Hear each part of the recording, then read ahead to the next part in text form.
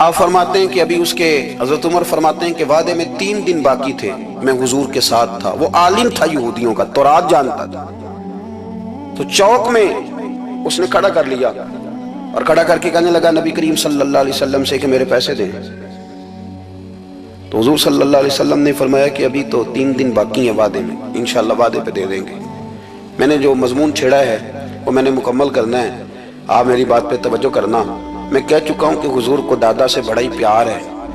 اب وہ یہودیوں کا عالم کیا کہتا ہے نبی پاک کو، تانا کس طرح دیتا ہے، معاذ اللہ ثم معاذ اللہ، نقل کفر نہ باشد۔ جب حضور نے کہا نا ابھی 3 دن باقی ہیں تو کہنے لگا جی معاذ اللہ ثم معاذ اللہ، پھر معاذ اللہ، کروڑ دفعہ معاذ اللہ۔ کہنے لگا جی عبد المطلب کی اولاد کا طریقہ یہ ہے، پیسے لے لیتے ہیں پھر واپس نہیں کرتے، ہے نا اشتعال والی بات۔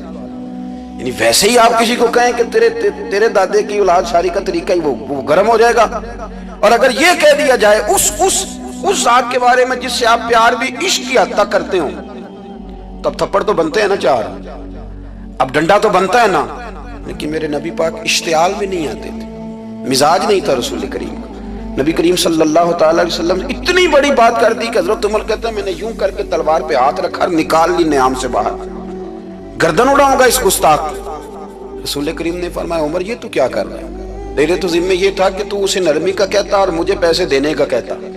اب اس طرح کر، اسے فلاں جگہ لے جا، وہاں کھجوریں پڑی ہیں تول کے دے دے، چل 2 کلو زیادہ بھی دے دینا۔ حضرت عمر فاروق رضی اللہ تعالیٰ عنہ کہتے ہیں میں نے کہا حضور زیادہ کس بات کی، میں تو پوری بھی ذرا ناپ تول کے دوں گا، اور احتیاط سے کس بات کی زیادہ، اس نالائق کو زیادہ دوں؟ حضور فرمانے لگے زیادہ اس لیے دینی ہے کہ تو نے اسے ڈانٹا ہے، تو نے تلوار دکھائی ہے، اب 2-3 کلو زیادہ دینی۔ حضرت عمر کہتے ہیں میں لے گیا اور میں نے 2-3 کلو کھجوریں زیادہ دی، اور وہ میرے اندر جو اس کے بارے میں کوفت تھی وہ جاتی نہیں تھی، میرا دل کرتا تھا کاٹ ڈالوں اسے۔ اور جب میں نے دے لی نا تو میرے قریب آیا، میرے گھٹنے پہ ہاتھ رکھا۔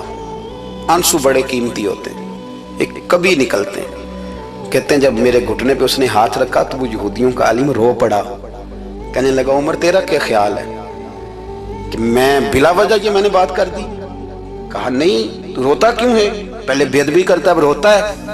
تو کہنے لگا عمر میں کوئی معمولی آدمی نہیں، میں پڑھا لکھا بندہ ہوں، معمولی ہوتا تو جلدی مان جاتا، میں تورات کا، انجیل کا، زبور کا عالم ہوں، میں نے آخری نبی کی ساری صفتیں اپنی کتابوں میں پڑھی ہیں، میں نے ساری باتیں چھپ چھپ کے نبی پاک میں دیکھ لی تھی۔ ایک بات میں نے حضور کی آزمانی تھی ابھی، وہ یہ تھا کہ نبی پاک کے سامنے جتنی بھی جہالت کرو گے نا، اللہ کے رسول کا علم اس پر غالب آ جائے گا، حضور کا صبر اس پر غالب آئے گا۔ میں نے نا آج وہ آزمانا تھا، اور میں نے نا سازش کر کے بلال کو پیسے دیے تھے، اور میں نے سازش کر کے 3 دن پہلے مانگے تھے، پر عمر تجھے مبارک ہو، میں نے تو آزما کے مانا ہے، تو بغیر آزمائے محمد عربی کا غلام بن گیا ہے، اب لے جا، مجھے معافی بھی دلا، اور نبی پاک صلی اللہ علیہ وسلم کی غلامی بھی میرے لیے، اس سند پہ بھی تو میرے ساتھ شامل ہو۔ زندگی میں اشتعال نہ اپنے آپ کو آنے دے۔ لوگ دنیا میں باتیں کرنے آئے ہیں، اور باتیں کرنے والے رہ جایا کرتے ہیں، باتیں کرنے والے، میری بات کی سمجھ آ رہی ہے، اور کام کرنے والے وہ کر جاتے ہیں۔ اگر آپ باتوں پہ آپ وقت گزاریں گے تو رہ گئے۔ اشتعال، وکیلوں کو بھی یہاں اشتعال آتا ہے، یہاں ڈاکٹروں کو بھی اشتعال آتا ہے، یہاں فلانے کو بھی اشتعال آتا ہے، یہاں بھیا آپ کس چکر میں پڑ گئے؟ اگر آپ کو اشتعال ہی آنا ہے، آپ دیکھیں نا اہل طائف نے نبی پاک کے ساتھ کیا کیا۔ تاریخ میں نا کچھ الفاظ ایسے ہیں جو پڑھے نہیں جاتے۔ جب انہوں نے کہا کہ معاذ اللہ آپ نبی ہیں جو دروازہ دروازہ گھوم رہے ہیں، آپ نبی ہیں جن کے ساتھ لشکر ہی کوئی نہیں، پیسے ہی کوئی نہیں، آپ ہیں، اتنے سخت جملے، پھر پتھر بھی مارے۔ اشتعال تو 1.5 منٹ میں آ جاتا بندے کو، اور ہمارے ہاں تو رہ بھی صرف اشتعال ہی ہے، صرف اشتعال ہی ہے، جس کو دیکھو اسے اشتعال ہے، ادھر بھی لڑائی، ادھر بھی دنگا، ادھر بھی فساد۔ بھئی آپ چھوڑیں۔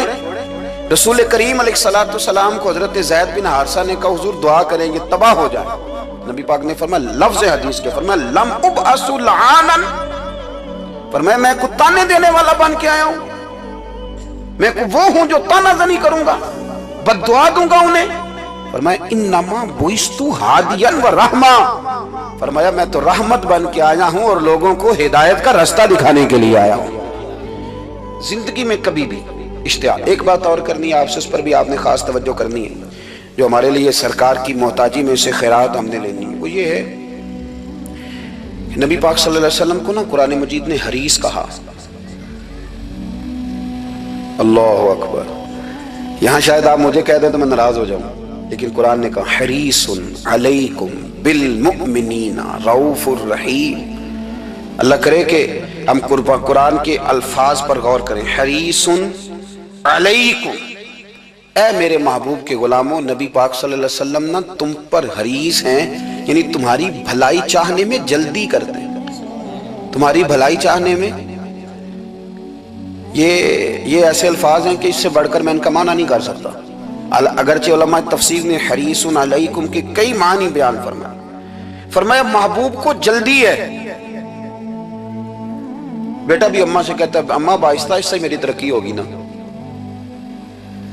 اب مرید بھی پیر صاحب سے کہتا ہے حضرت صاحب میں شروع کرتے لئیے سویرے اٹھتے پہنا تے اے میں ہولی ہولی کر کے داڑھی، مجھے تو خیر بہت سارے کہتے ہیں، اس لیے ایک میرے سنگی ہیں اللہ تعالیٰ انہیں جزائے خیر دے، وہ جنوبی پنجاب سے ہیں تو وہ سرائکی ہیں۔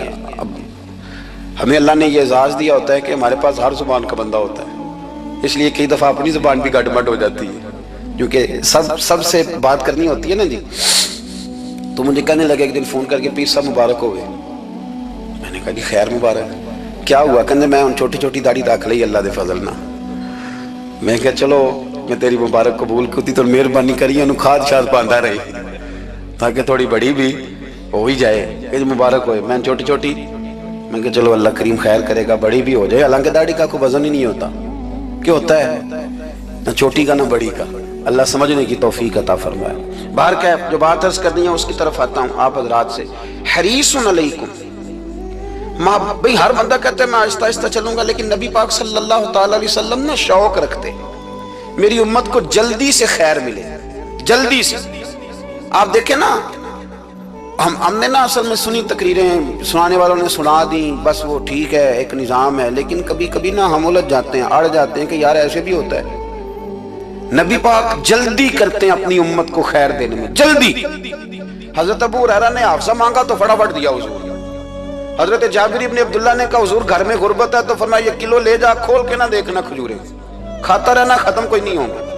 جس نے جو مانگا نا جو ذرا جلدی کر کے، مرنا ہے پھر قبر میں جانا ہے، پھر قیامت تک قبر میں لیٹنا ہے، پھر قبر سے اٹھنا ہے۔ وَإِذَا الْقُبُورُ بُعْثِرَتْ عَلِمَتْ نَفْسٌ مَا قَدَّمَتْ وَأَخَّرَتْ، پھر وہاں سے اٹھ کے حساب دینا ہے، حساب کے بعد جنت دوزخ کا فیصلہ ہونا ہے۔ اور میرے نبی پاک صلی اللہ علیہ وسلم کو بڑا شوق ہے امت جلدی جلدی جنت میں جائے، لہذا فرمایا ابو بکر تو بھی جنتی ہے۔ حضور وہ قبر، وہ اٹھنا، وہ حساب کتاب، فرمایا میں جانوں اللہ جانے۔ عمر تو بھی جنتی ہے، عثمان بھی جنتی ہے، علی بھی جنتی ہے، طلحہ بھی جنتی ہے، زبیر بن عوام بھی جنتی ہے، طلحہ بن عبید اللہ بھی جنتی۔ 10 بندوں کو نہ کھڑے کھڑے جنت۔ امام حسن اور حسین پیچھے کھیل رہے تھے تو پوچھ لیا کسی نے حضور یہ 10 تو جنتی ہیں، تو فرمایا جو پیچھے ہیں تو کہا سید الشباب اہل الجنہ، یہ جنتی ہیں اور یہ جنتیوں کے سردار ہیں۔ آپ ذرا پلٹ کے دیکھ لیں کس طرح حضور نے، اور یہ اس شوق کو آپ سمجھیں، ہمیں تو شوق ہی کوئی نہیں، اب یقین کریں نہیں شوق، زیادہ سے زیادہ شوق ہوگا تو اپنے بیٹے کے حق میں ہوگا کہ جلدی جوان ہو جائے، اور اس میں بھی ہماری ڈبل لالچ ہوتا ہے کہ بچہ جوان ہو جائے اور میں کبھی بوڑھا بھی نہ ہوں، یہ بھی جوان ہو جائے اور میں بھی جوان ہی رہوں۔ بھئی یہ تو نہیں نہ ہو سکتا، اگر وہ جوان ہوگا تو پھر آپ کو بوڑھا ہونا پڑے گا، لیکن ہمارا ڈبل لالچ ہے کہ یہ بھی جوان ہو جائے اور میں بھی جوان ہی رہوں، یہ ہو سکتا؟ نبی پاک صلی اللہ علیہ وسلم نے فرمایا، آپ ذرا غور کریں، فرمایا وہ بیر رومہ ہے جو خرید کے دے دے گا میں اسے جنت کی بشارت دیتا ہوں۔ فرمایا جو مسجد بنائے گا میں گارنٹی دیتا ہوں اپنے لیے جنت میں مکان بنا لے گا۔ میرے رسول کریم علیہ السلام جنت کو آسان کرتے چلے گئے، فرمایا 2 چیزوں کی ضمانت دے دے، زبان اور شرمگاہ کا غلط استعمال نہ کرنا، میں تجھے گارنٹی دیتا ہوں کہ رب تجھے بغیر حساب کتاب جنت عطا کر دے گا۔ جلدی کے ساتھ حضور نے یہ شوق پیدا کیا۔ ہمارے ہاں نا ہر معاملے میں تیزی ہے، امیر راتوں رات ہونا ہے، حسین راتوں رات ہونا ہے، اور بادشاہ بھی نیک ذرا آہستہ آہستہ ہو کے کرنا ہے، آہستہ آہستہ آہستہ آہستہ۔ اور تم ہر ویلے مسیطے بہ رہے ہیں اور کتے بھئی ہے جی، بھئی مسجد اللہ کا گھر ہے، تیرے گھر بیٹھتے تو 2-3 دن زیادہ بیٹھتے، تو نے کہنا تھا کوئی اور کام بھی کریا کر، اللہ کے گھر بیٹھے ہیں تو یہاں بھی تجھے اعتراض ہے، کدھر جا کے بیٹھے، کدھر بیٹھے جا کے؟ ہمارا ایک پیر بھائی تھا، اللہ اکبر، تو حضرت صاحب کے پاس آ کے نا کسی نے شکایت لگائی اس کی کہ اس کے گھر والے کہتے ہیں دیار والے پیران کو لے بیٹھا رہنا ہے، تو ایسا بس پہ فرمان لگے ایک بار پھر گل کری، کہتا جو کہتے ہیں ہر وقت پیروں کے پاس بیٹھ رہتا ہے، فرمایا یار بڑا مزہ ہے، ایک بار پھر کری۔ تو وہ جب حضرت صاحب کو مزہ آتا تھا تو ہمیں مفت میں آنا شروع ہو جاتا